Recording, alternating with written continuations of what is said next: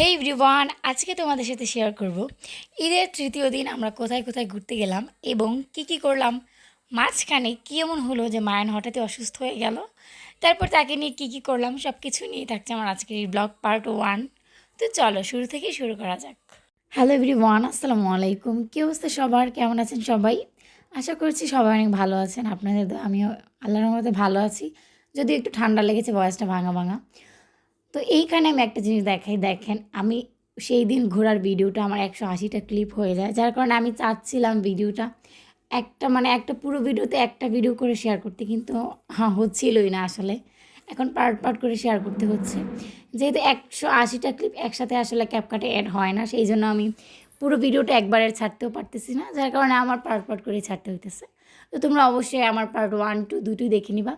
তো এই তো সেদিন আমরা যাচ্ছিলাম নীলা মার্কেটের দিকে, আর আমরা 300 ফিট রাস্তার মেইন রাস্তা দিয়ে যাইনি, এইদিকে পূর্বাচল ব্লু লেকের এই পাশ দিয়ে যে রাস্তাটা আছে, মানে একদম শর্টকাটে যেদিকে যাওয়া যায় আর কি, খুব তাড়াতাড়ি এদিক দিয়ে আসলে যাওয়া যায়। এই ব্লু লেক থেকে আবার কাঞ্চন ব্রিজ থেকে গিয়ে আবার নীলা মার্কেট গিয়ে আবার এই পাশে আসা, তার থেকে এই রাস্তাটা খুবই শর্টকাট হয়ে যায়। তো এই তো যাচ্ছিলাম, আর দুপুরবেলা মায়ের ঘুমানোর পর, ঘুম থেকে ওঠার পর ওকে আমি যখন খাওয়াই, ও বমি করে দিয়েছিল, যেহেতু ওর পেটে গ্যাস ছিল কিছুদিন যাবতই, মানে বমি করতেছিল। তো ভাবতেছিলাম হয়তো ওই কারণে বমি করছে। তারপরে এইদিকে যখন যাওয়ার সময় যাচ্ছিলাম, ওর শরীরটা আমি ধরে দেখি কিছুটা গরম গরম লাগতেছে, মানে কিছুটা জ্বর জ্বর আসতেছে। তখন ভাবলাম যে তার মানে জ্বর আসতেছে বিদায় হয়তো বা ওর এরকম আমার বমিটা হয়েছিল। তো এখানে আমরা যেতে যেতে খুঁজতেছিলাম ফার্মেসির দোকান, কারণ মায়ের যেহেতু জ্বর আসতেছে, ওর তো ঘুরতে গেলেও যে একটা আনন্দ ফুর্তি করবে সেটা আসলে করতেই পারবে না। তো এখান থেকে তোমাদের ভাইয়াকে বলে একটা নাপা সিরাপ নিয়ে নিলাম। এখন যেহেতু এটাই ভরসা, এই তো নাপা সিরাপ নিয়ে নিচ্ছিলাম। তারপর সিরাপটা নিয়ে আমরা এই তো আবার চলে যাচ্ছি।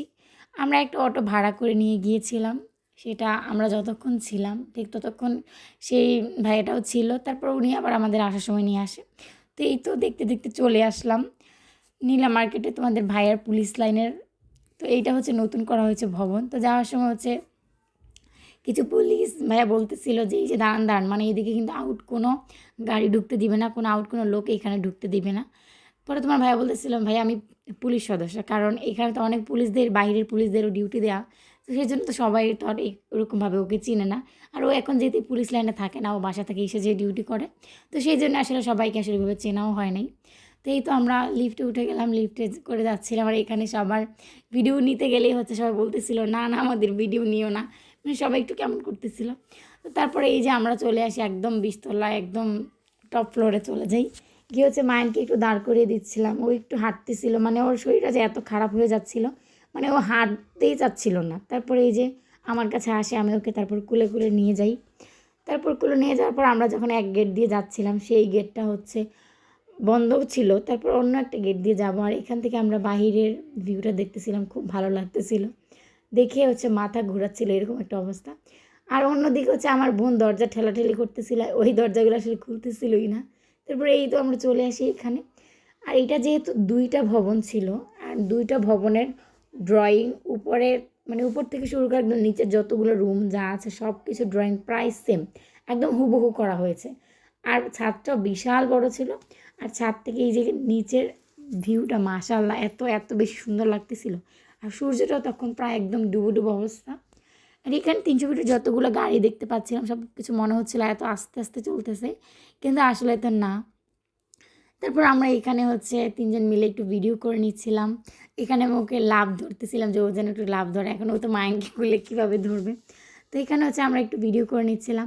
আর এখানে ছাদের যে বাউন্ডারিটা ছিল সেটা অনেক বড় ছিল, তো যার কারণে এই যে একটু উঁচু উঁচু জায়গা ছিল, সেটাতে দাঁড়িয়ে তারপর ভিডিও করা আমাদের।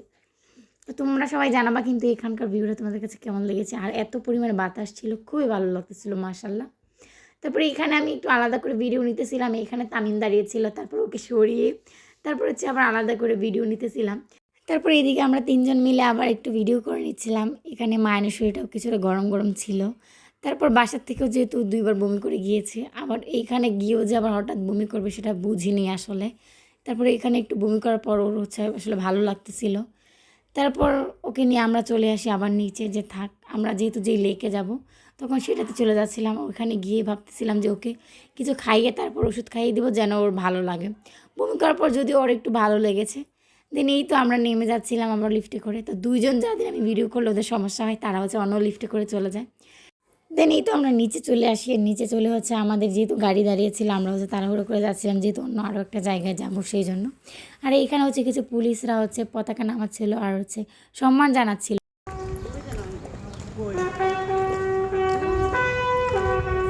তারপর আমরা হচ্ছে হেঁটে হেঁটে আসতেছিলাম বলে আমরাও তখন আমাদেরকে বললো দাঁড়াতে, আমরাও দাঁড়িয়ে সম্মান জানিয়ে তারপর হচ্ছে আবার গাড়িতে চলে আসি পতাকা নামানো শেষ হলে। তারপরে এই তো চলে যাচ্ছিলাম হচ্ছে যে লেকে যাব সেখানে। এখানে দেখো মায়ান একদম মানে অসুস্থ, বাচ্চা কাচ্চারা আসলে কোথাও গেলে যদি হঠাৎ অসুস্থ হয়ে যায় তখন কি আসলে ভালো লাগে বলেন আপনারাই। তো আর তারপর এই দিক দিয়ে হচ্ছে আমরা যাচ্ছিলাম, এই যে এই লেকটাতে হচ্ছে যাব।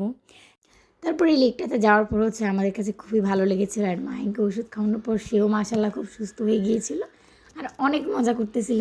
তো সব কিছু কিন্তু নেক্সট ব্লগে শেয়ার করবো পার্ট 2-তে, সেটা কিন্তু অবশ্যই দেখতে হবে। তো তোমরা সবাই জানাবো আমার আজকের ভিডিওটা কেমন লেগেছে। আজকের ভিডিওটা এখানে শেষ করছি, সবাই ভালো থাকবে, আল্লাহ হাফিজ।